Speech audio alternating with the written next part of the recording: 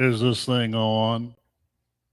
Well, I got a phone here that says it's 2 minutes till. Got a computer up there that says it's on. Well, if we're on, this is Donnie Raging Feather here at DDM. We're at DDM LLC.org.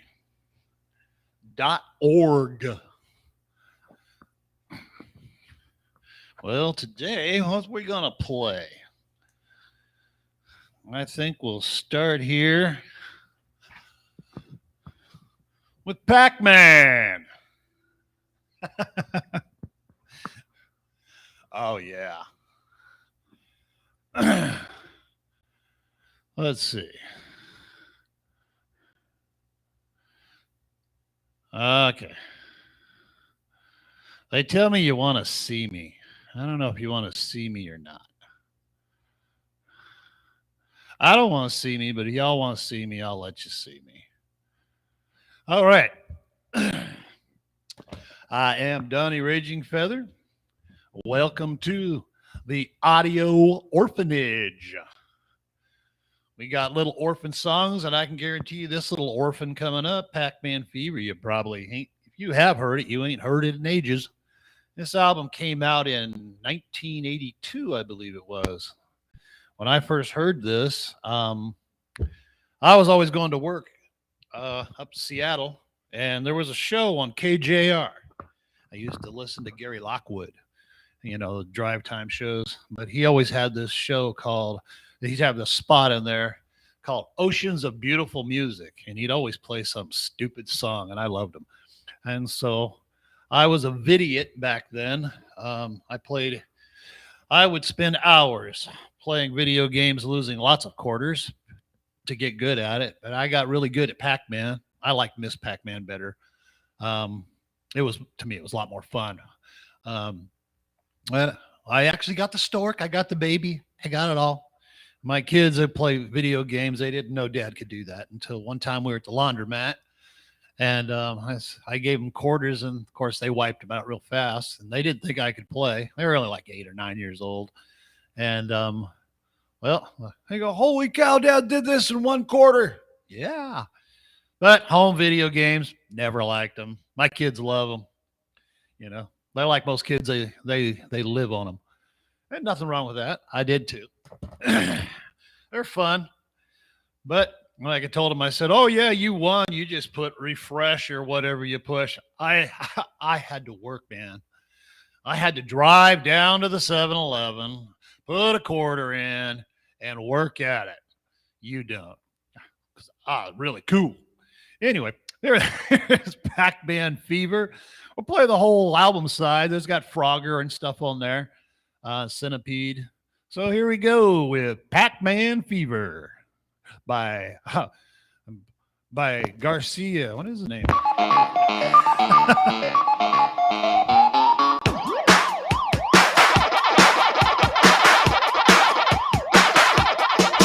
got a pocket full of quarters and I'm headed to the arcade. I thought I'm bringing everything I made. I got a callus on my finger and my shoulder's hurting too. I'm gonna eat them all up just as soon as they turn blue.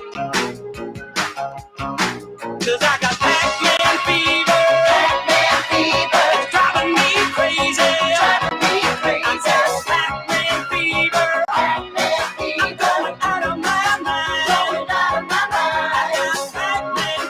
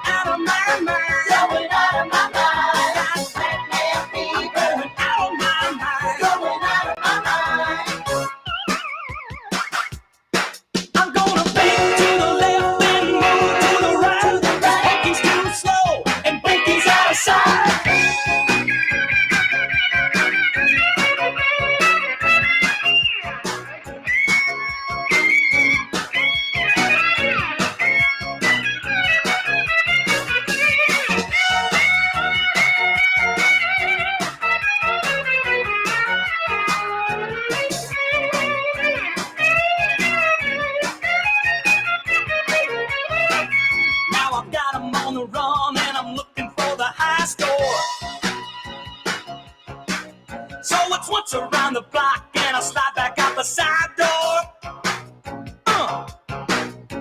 I'm really cooking now, eating everything inside.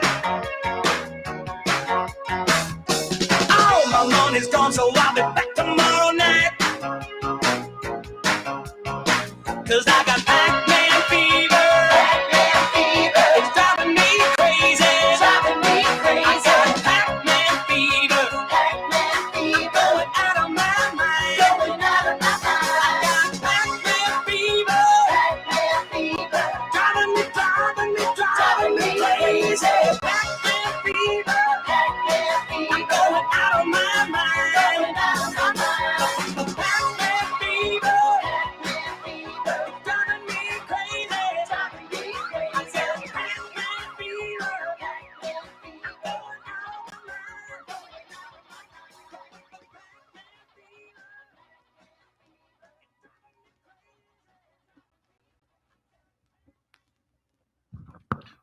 Well, if you missed that, let's play it again. I love this song. Let's. I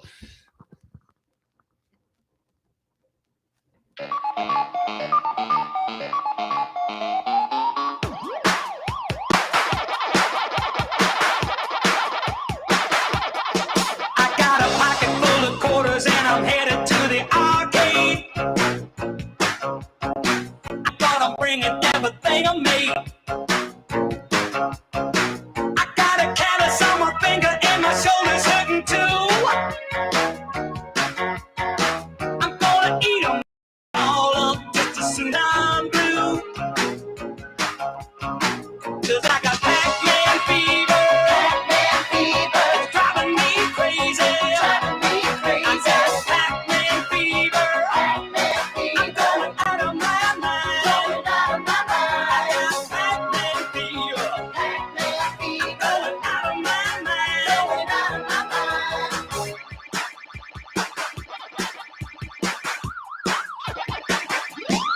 I got all the patterns down up until the ninth key.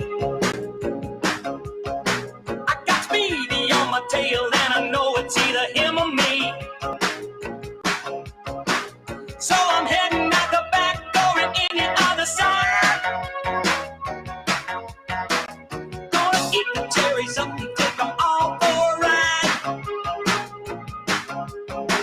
I got Pac-Man fever. Pac-Man fever. It's driving me crazy. Driving me crazy. I got Pac-Man fever. Pac-Man fever. Going out of my mind. Going out of my mind. I got Pac-Man fever. I'm going out of my mind. Going out of my mind. I'm gonna bend to the left and move to the right. Walking's too slow and blinking's out of sight.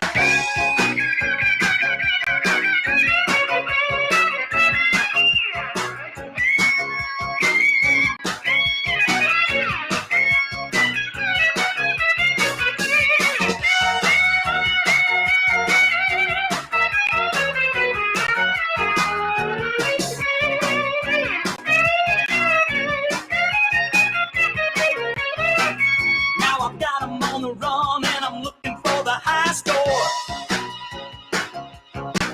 So it's once around the block and I slide back out the side door. I'm really cooking now, eating everything inside.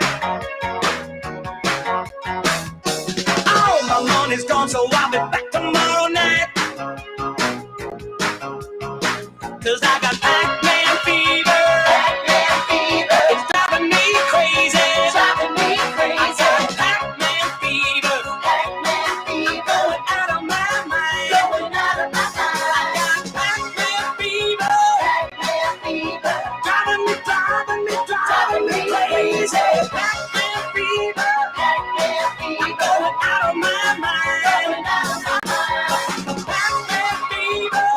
Pac-Man fever. It's driving me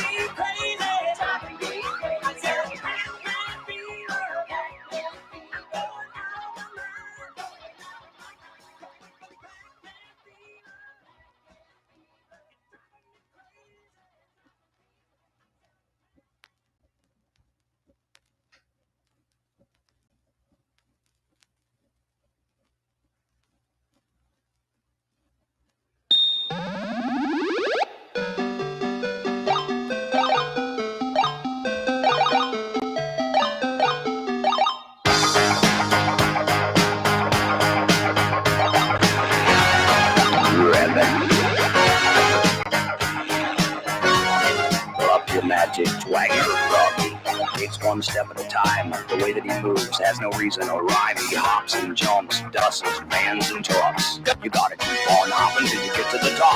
Go, Froggy, go. Gotta keep on hopping, you can never stop. Go, Froggy, go. Hiya, kids. Froggy takes one step at a time. The way that he moves has no reason or rhyme. There's snakes and insects, otters and things. At times I wish Froggy had wings. Go, Froggy, go. You gotta keep on hopping till you get to the top. Go, Froggy, go. Gotta keep on hopping, you can never stop. Go, Froggy, go.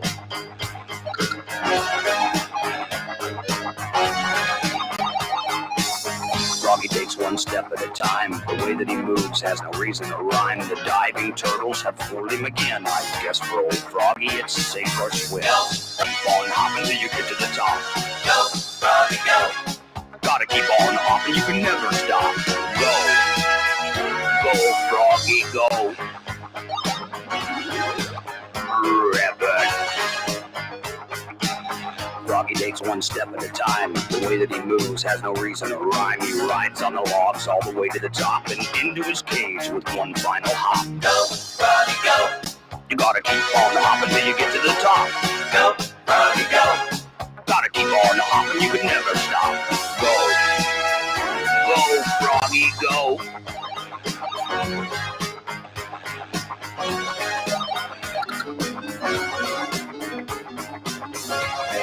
Up your magic twanger, Froggy.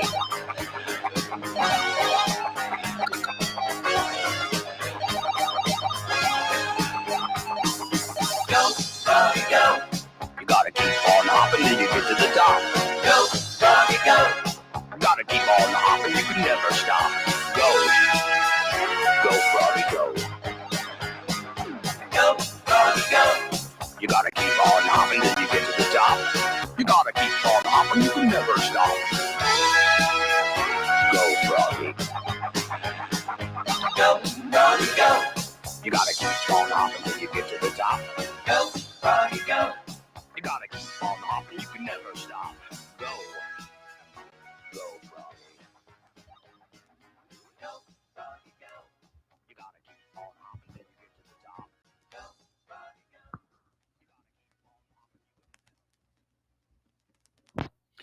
I am Donnie Raging Feather, and this is Audio Orphanage. And you can find us at ddmllc.org. And I don't know how you're going to find us if you're not already there, but hey, this is where we're at. Right now, we're playing a record by Buckner and Garcia, Pac-Man Fever, and let's head on back to the record.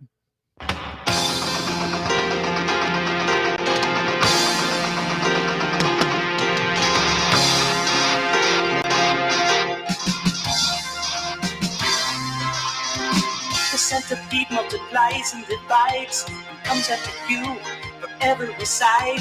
Faster and faster, roll by roll, he slides through the rocks to get you from below. Oh, centipede, you can't run away. You can't run away.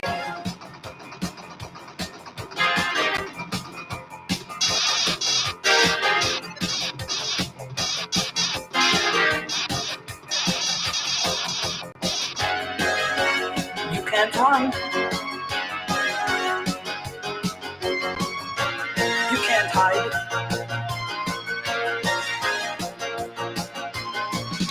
I'm coming to get you. Here I come.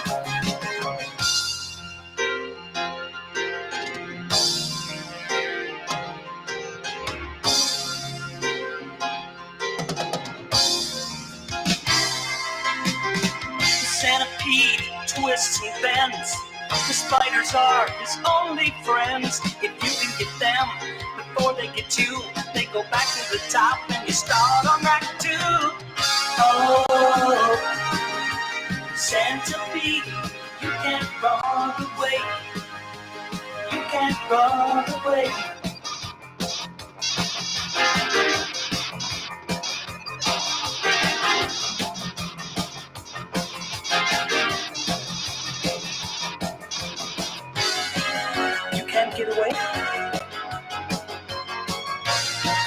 right behind you. Don't try hiding behind the mushrooms. I see you.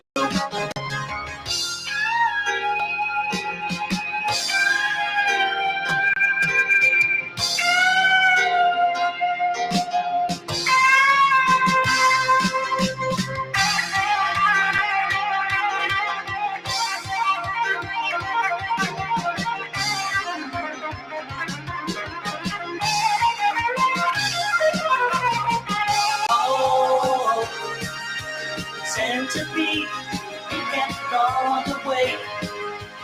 You can't run away.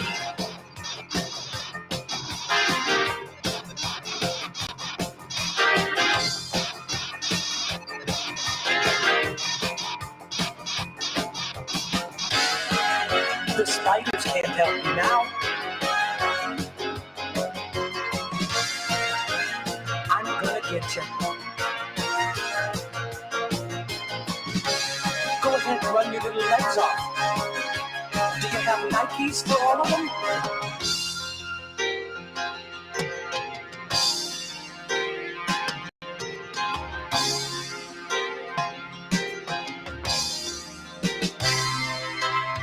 The centipede multiplies and divides, comes after you from every side. Faster and faster, roll by roll, it slides through the rocks to get you from below. Oh, centipede, you can't run away. You can't run away.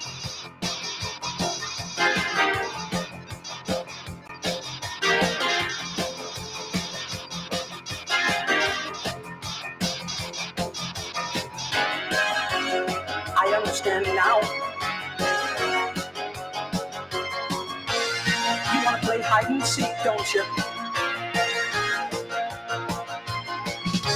I'll play with you.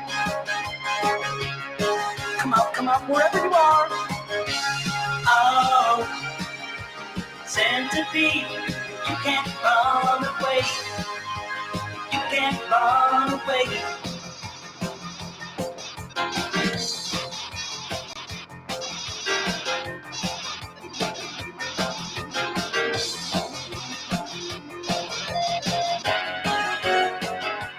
Come here, little centipede. I'm gonna chase you down now. You can't fool me by changing colors. Here I come.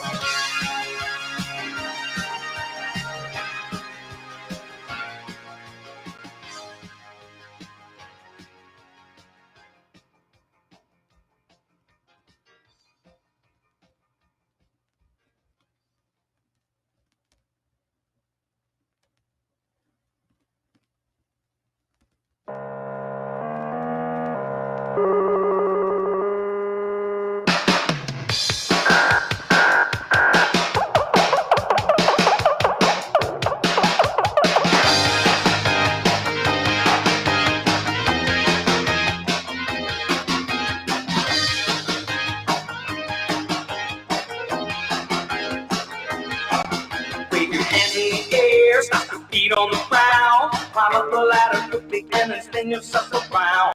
Open the umbrella up and answer the phone. You can do it with a partner, you can do it all alone. Scale up the ball, just how high can you go? You surely break her heart if you get the through too slow.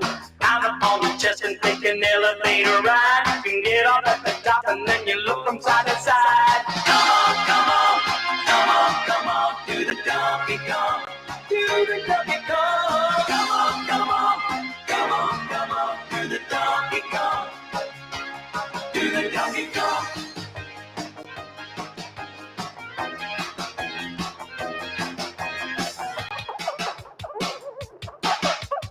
Tiptoe through the tulips and then raise your hands up high. There's a fire down below and you don't want to catch inside. Hide behind each other and don't even make a sound. You're in trouble now, take the elevator down. Jump over all the barrels and let out a little scream. Duck underneath the pine 'cause it's a coconut cream. You pick the hammer up and then you put the fire out. Now we think you know what Donkey Kong is all about.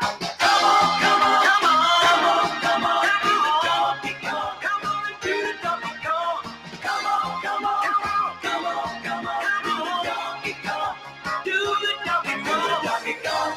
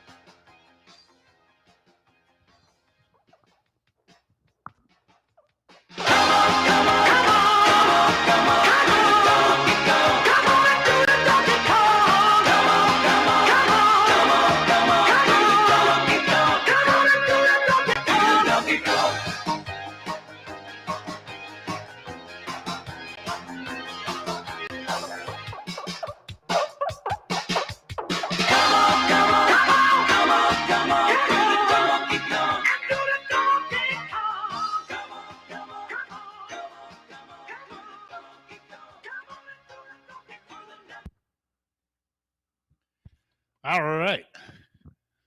That's Buckner and Garcia's Pac-Man Fever album. All right, now we'll stay with this general theme of funny stuff, at least to me. Here's a guy that, as a kid, I grew up with, Flip Wilson. I don't know if anybody remembers Flip Wilson, but that's sad if you don't. He had a sketch called "Devil Made Me Do It,"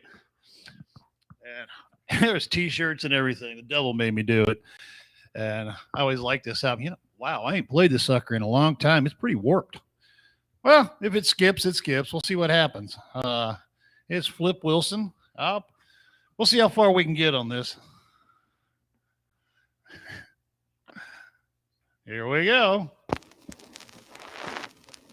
That's some warpage. Thank you very much.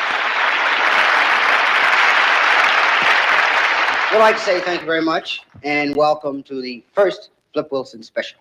And in the dressing room a few moments ago, I was sitting and I was running through my mind great quotations. I like great quotations. I've always learned a great deal from them.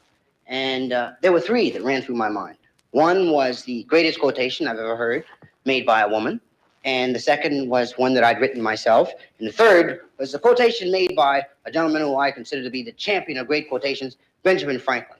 Let me do them for you, see what I mean? The greatest quotation made by a woman was made by a girl named Sarah Johnson. And it was made when I was coming in to do the show out at the Los Angeles airport. It was Sarah Johnson, whom I heard tell the airline's service representative there, "If you can fly this plane 600 miles an hour in the dark and find Los Angeles, you can find my bags."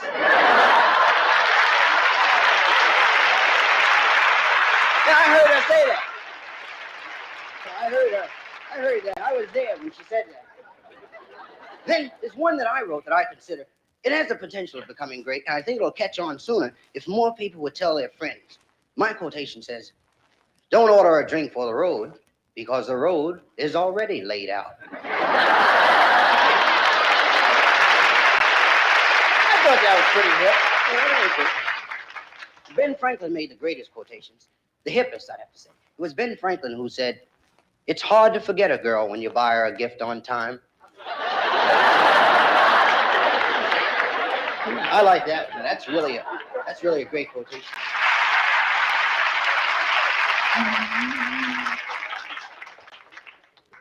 Went by to see my minister yesterday. You know what my minister told me?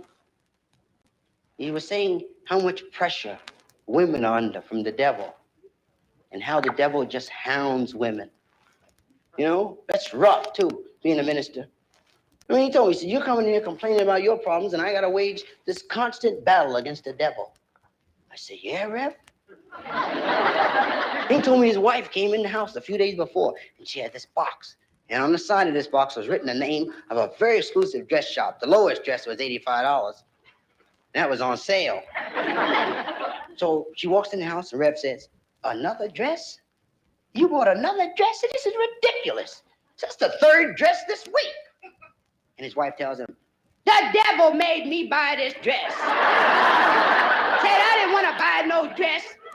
The devil kept following me. I was going down the street going,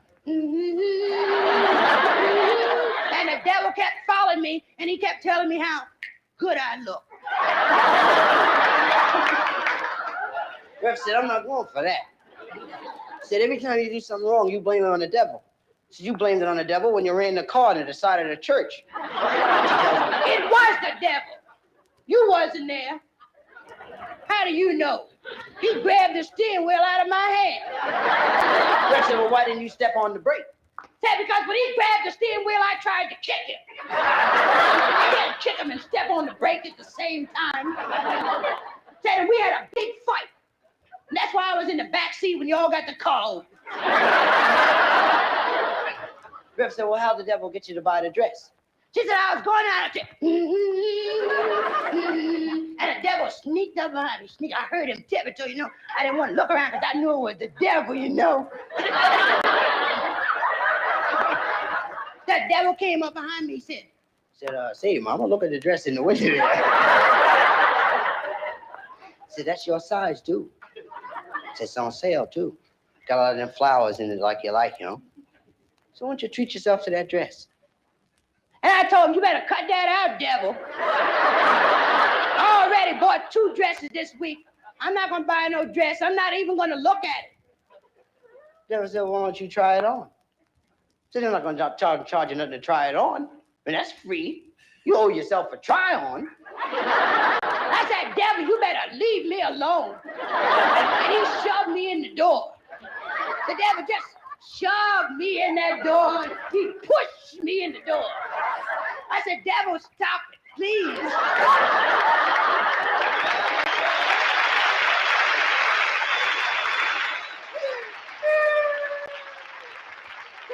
Then he shoved me over to where the dress was. I said, "Cut it out, devil."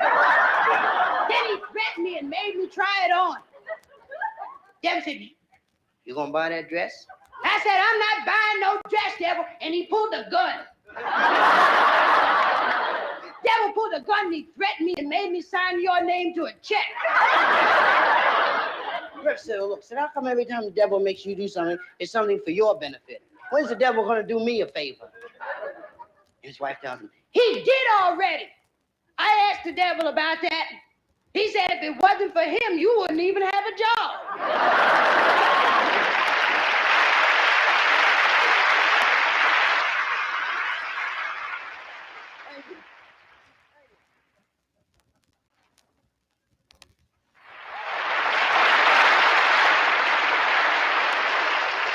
I had to disappoint a lady to do this show.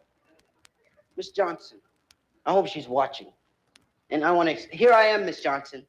It wasn't a matter of my not telling the truth when I told you I'd be here. See, let me tell you about Miss Johnson. Miss Johnson's the president of this ladies club. And for years, she helped me along the way, you know, because she'd invite me by to do club dates for a club meeting on Thursday afternoons. Miss Johnson's the president of this ladies club called You Tell Me What She Said About Me, and I'll tell you what she said about you. And she's president of the club. And I was supposed to do an afternoon affair for them. And I went by to tell her that I wouldn't be able to make it because I was coming to do the special. So I said, Miss Johnson, I won't be able to make it. She said, well, what am I going to tell the girls? She said, I promised them you were going to be there. I said, well, I don't know, Miss Johnson. She said, well, can you get someone to take your place? I said, it's too late because I got to catch the plane. I got to get out and do my first special. She said, well, what about me? I said, I don't know what to tell you to do. And there was a knock at the door. And Miss Johnson goes to the door and there's two bums there. And the bums were gentlemen. You know, they weren't just raggedy bums. I mean, these guys had a little class. Well, the bum says, Miss Johnson, would you mind giving a couple guys who haven't eaten in 2 days a meal? Miss Johnson says, certainly. They said, in return, we'd be willing to do some work for you. So Miss Johnson said, okay, how about cutting some of that wood? So the bums go and they start to cut the wood. Miss Johnson's preparing the food. Then I'm watching, and we're discussing who we're going to get to take my place, if anybody. Then, zoom, I saw a guy shoot by the window. You know, he was doing somersaults. So what was that? I was wondering what it was, and all of a sudden he came back. Said, boop, boop, boop. I said, Miss Johnson, there's a guy doing somersaults by your window. She said, yeah. She went to the door, and she looks, and there's one of the bums. You know, and he's doing cartwheels around the yard and somersaults. Then he's spinning around. Then he ran outside of the tree. I said, wow. Then he spun around the branch, and he jumped back down to the ground and did a little ballet there, like that. Did about 5 minutes of that. I said, Miss Johnson, why don't you get him to perform for the club date this afternoon? She said, great, so I'll ask him. So she called his bum's friend. She said, would your buddy perform for me at the club meeting this afternoon? Said, I'll give him $100. I'm surprised because she was only giving me $35. The guy said, I don't know, Miss Johnson. Said, I'll ask him. Then he turned to his buddy and he said, hey, Freddie, you willing to cut off another toe for $100?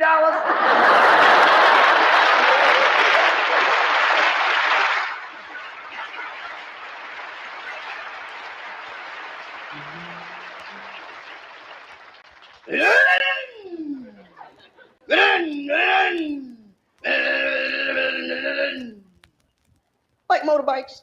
I like motorbikes. This is a great new story I've been working on about a motorbike. It's about this guy named Charlie. Charlie got a motorbike for his birthday, you know. He was happy. Yeah, I got a motorbike. And he wanted his best friend to see it, you know. So he said, I'm going to ride over to my best friend's house and show him my motorbike. And he got on the bike, you know. His friend lived next door. And he calls his friend out, you know, and he shows him the motorbike. And his friend said, yeah, that's always a sharp motorbike. He said, but I bought my tennis shoes down because I wanted you to see my tennis shoes. And Charlie said, tennis shoes? I said, yeah. He said, my tennis shoes, I wanted you to see them. Said, I'm as proud of my tennis shoes as you are that motorbike. Said, in fact, I'm willing to bet you that these tennis shoes are faster than that motorbike. Charlie said, are you crazy?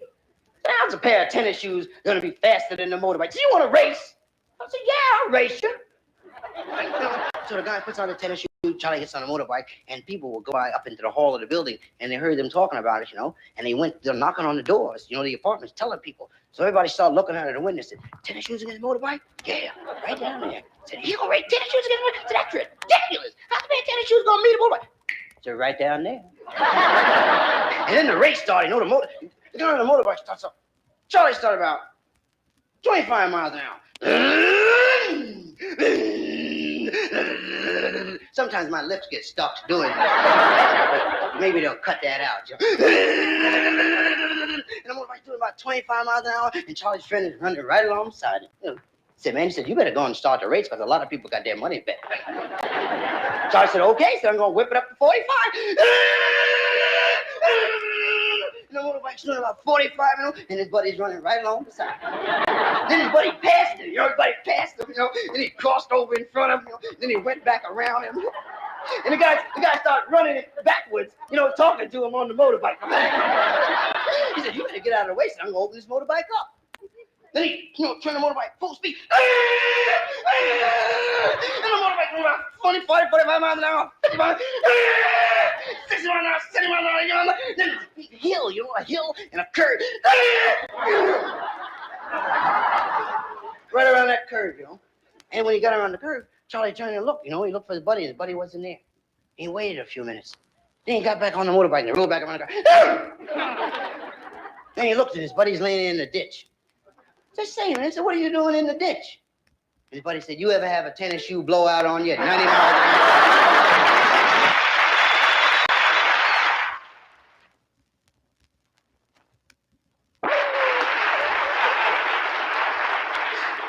Okay. The story's about a minister. His name is Reverend Leroy. Leroy was pastor of the church of the What's Happening Now. I mean, Leroy wasn't the type of guy who'd tell you what happened a long time ago or what's going to happen in the future. When you go to Leroy's place, he'd tell you what's happening now.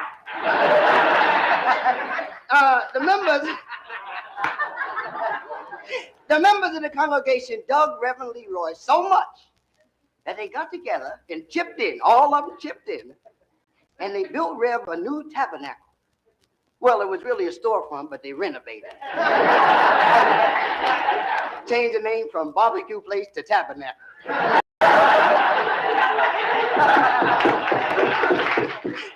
Put a big sign on the front.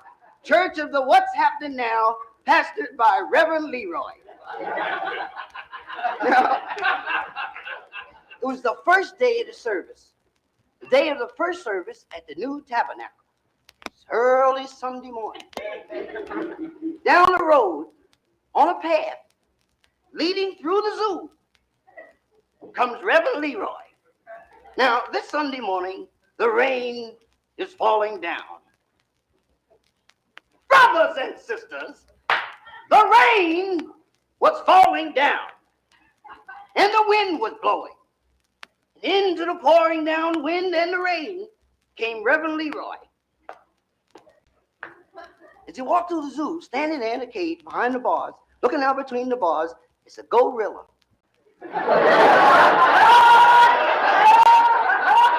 Now, you're laughing.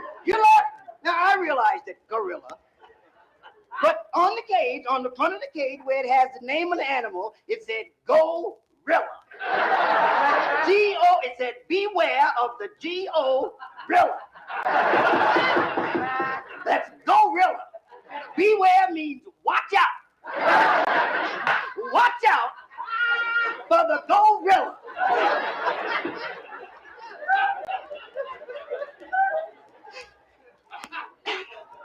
As Red passes the cage, he sees the gorilla standing there, leaning on the cage, digging out between the bars. Rev thinks that the gorilla is a man in jail who's had his civil rights violated. Rev stops in front of the cage. He says, said brother, why? Why have they got you behind those bars? Said, brother, whatever they said you did, you didn't do it. Said you didn't do it. He said, because I know an innocent face when I see one. Said you didn't do it, brother. He said, I know. Said, look, just look at the hair hanging down in your nasty face. Said, brother, they won't even let you wash your nasty face. Said, look, said they've even got you drinking out of a trough. Said, and brother, a man has to stoop pretty low to drink from a trough. Said, we're going to do something about this. Said, we're going to get the members. Said, I'm going right down to the tabernacle, and I'm going to get the members to get together. Said, and we're going to send a petition to Washington. Said, we're going to do something. Said, brother. Said, all I got is $1, a raincoat, and a pack of chewing gum. Said, but you can have that. Said, I'm going to give that to you. And he walked over, dropped the raincoat, and extended his hand, which the gorilla clasped gently. Reb said, brother, I'm going to see you in a little while. And he went to pull back, and he felt the gorilla tighten up. The pain shot up his arm, down his back. Reb said, brother, I told you that I would see you in a little while. Then Reb heard his spine snap. Reb said, brother, didn't I say I would see you in a little while? And the gorilla snatched him inside the cage. Betwixt the bars. Reb threw that small opening in the bars. Broke both shoulder blades getting him in there. And he cupped Rev's head in one paw, and he rained blows upon him with a 75-pound mass of hair-covered nut. The breeder said, "Brother!" Said, "Wait a minute." Said, "Hold it." And the gorilla snatched him by the neck. The gorilla had a handful of the man's neck. A handful of neck doesn't leave too much neck. Has anybody ever had a handful of your neck? The gorilla took him by the neck and beat him off both sides of the cage. Then he slammed him around and slammed him down and jumped up and down and picked him up and flung him out between the bars. Rev got up.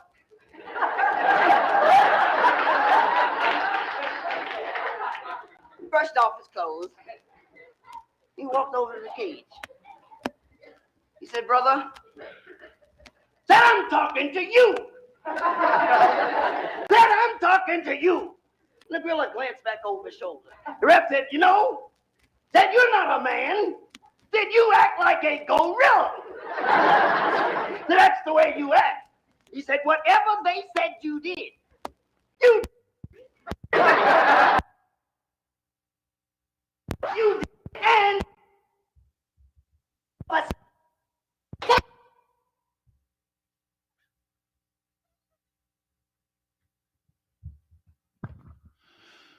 Okay, well, there's a technical difficulty I wasn't looking for.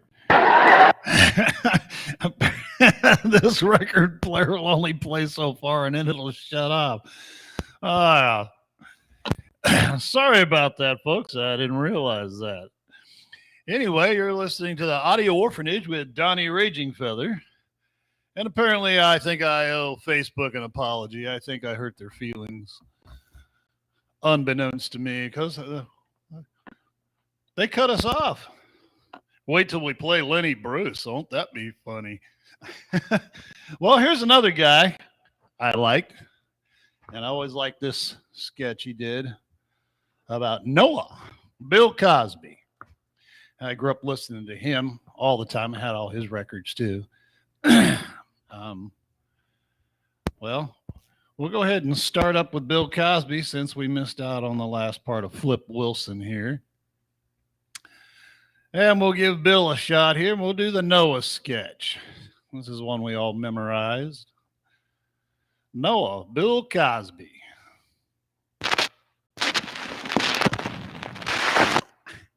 Now you know it's vinyl. There's a fellow by the name of Noah, built an ark. Everybody knows he built an ark. You say, what did Noah do? You say, well, he built an ark. But very few people know about the conversation that went on between the Lord and Noah. You see, Noah was in his rec room sawing away. He's making a few things for the home there. He's a good carpenter. It's Ruba, Ruba, Ruba, Ruba. Noah. Somebody call? Ruba, Ruba, Ruba. Noah. Who is that? It's the Lord, Noah.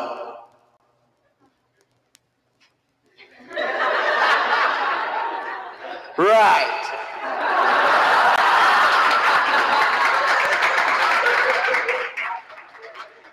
Where are you? What do you want? I've been good.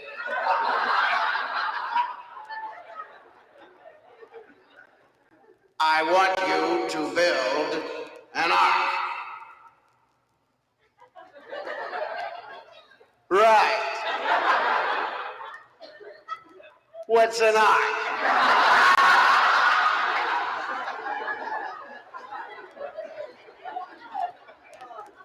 Get some wood, build it 300 cubits by 80 cubits by 40 cubits. Right.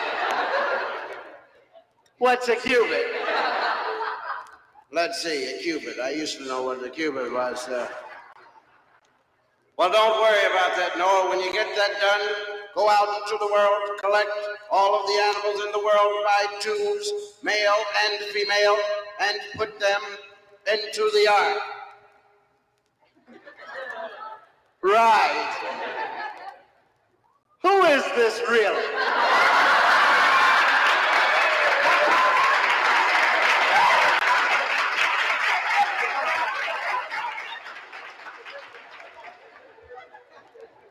What's going on? How come you want me to do all these weird things?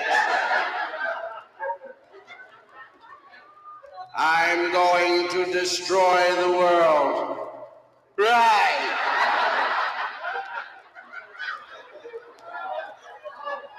Am I on candid camera?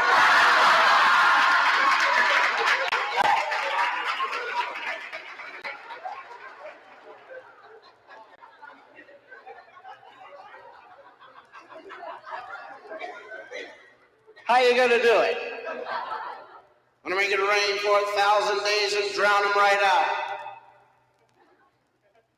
Right. Listen to this, you'll save water. Let it rain for 40 days and 40 nights and wait for the sewers to back up. Right.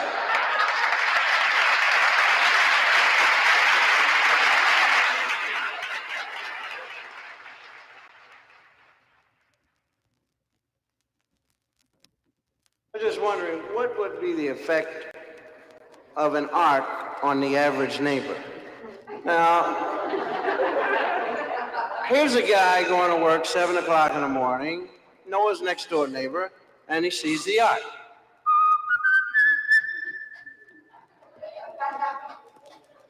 Hey, yo up there, what do you want? What is this? It's an ark. You want to get it out of my driveway? I gotta get to work. Listen, what's this thing for anyway? I can't tell you. Ha ha ha ha ha. Well, I mean, can't you give me a little hint? You want a hint? Yes, please. How long can you tread water?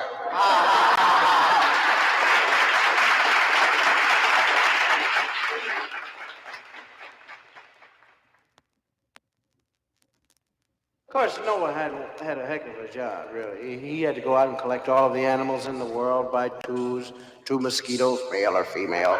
And he had to keep telling the rabbits, only 2, only 2, only 2. We find Noah pulling up the last 2 animals, 2 hippos, and he's really in a hurry to get them up because he's afraid that the Lord's going to call him and ask him to do something else, and his nerves are shot. This is one heck of a job for a man 600 years old. So we find him pulling up the last 2 hippos, and of course the Lord does call him there. Come on, fat hippos, hurry up. Come on, will you please? Noah. What? What do you want? Gotta take one of those hippos out and bring in another one. What for? Because you got 2 males down there and you need to bring in a female. I'm not bringing nothing in. You change one of them. Come on, you know I don't work like that. Oh, I'm sick and tired. I've had enough of this stuff. I've been working all day, working on for days and days. I'm sick and tired of this. Noah? Yeah? How long can you tread water? Yeah, well, I got news for you. I'm sick and tired of this whole mess of life. The whole neighborhood's out there laughing at me. You're all having a grand time at good old Noah there. I went out and got my best friend Larry. I said, Larry, listen, I've been talking with the Lord. Larry said, oh, really? I said, yeah, listen. Good, Larry, what? You walked over there laughing. I hear them all up there laughing at me. You know I'm the only guy in this neighborhood with an ark. People around there laughing, picket signs, walking up and down. I'm sick and tired of this stuff here.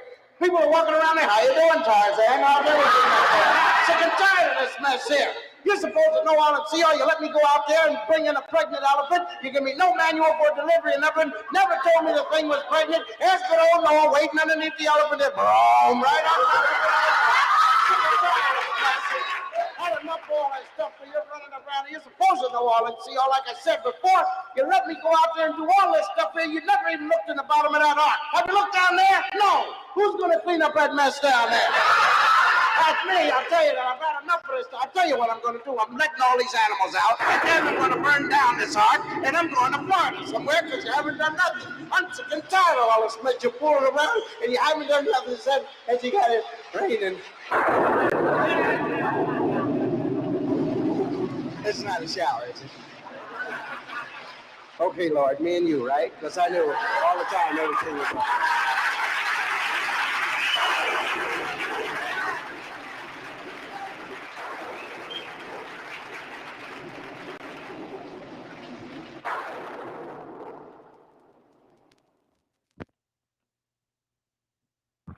All right, as Bill Cosby's Noah sketch there. Well, we're going to switch this here a little bit. We're going to go to the music side with another fella who's pretty daggum funny.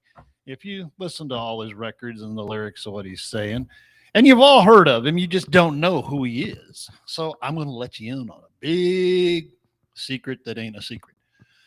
This guy is Gary S. Paxton, and some of you may know who he is for a lot of his songs that the church has sung, but he's very well known in the secular world.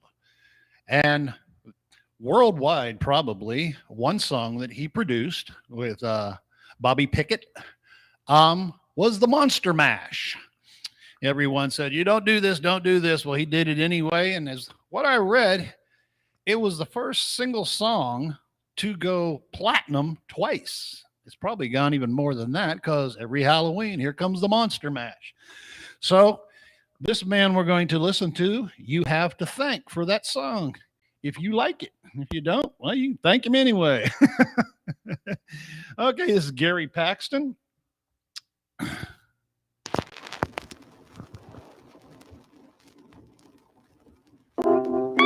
Hi, my name's Gary S. Paxton.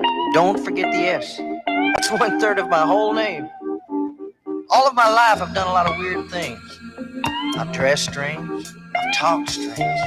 Ooh, I live pretty strange, too. Mostly, I've done things to get people to notice, just to get folks to pay attention. But you know, all of us do that in one way or another. Now, though, something's happened to me that's really put me in a different world. I'd like to tell you about it. If you think my head's in a different world, then brother, you're right. If you think my mind's in another dimension, then brother, you're right. I'm in the world of it. Heaven is my home, and I know I'm gonna love it. If you think my head's in a different world, then brother, you're right. If you think my treasures are in this world, then brother, you're wrong. If you think I care about earthly measure, then brother, you're wrong. I may not have a kingdom, but I'll wear a crown. Jesus promised me one. If you think I can rule, then brother, you're right. Satan won't be there to hassle me day and night. Conflict will be banished from our mind. Jesus will be teaching Paul and Luke and John. We won't even know a word called if you think my head's in a different world, then brother, you're right. If you think my mind's on heaven above, then brother, you're right. Eternity's forever, and you can't come back if you're missing no never. If you think we war's in a different world, then brother, you're right. If you think my head's in a different world, brother, you're right. If you think my head's in a different world, brother, you're right. If you think my mind's in another dimension, brother, you're right.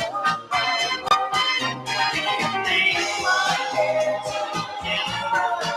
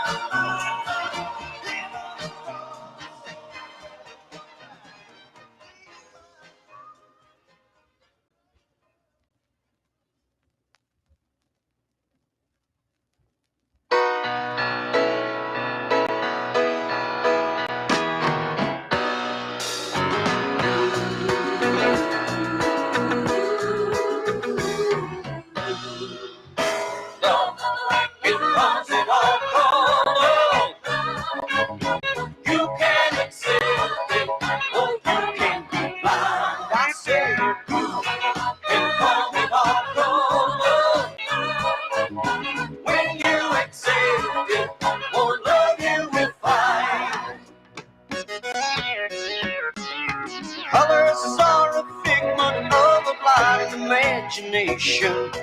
If you think about the skin a man must wear, just because to you he has a foreign pigmentation, all creation knows that our Lord don't care. He calls love, it comes it all color. You can't accept it, or you can be blind. I say good and call it all colors. When you accept it, or love you will find.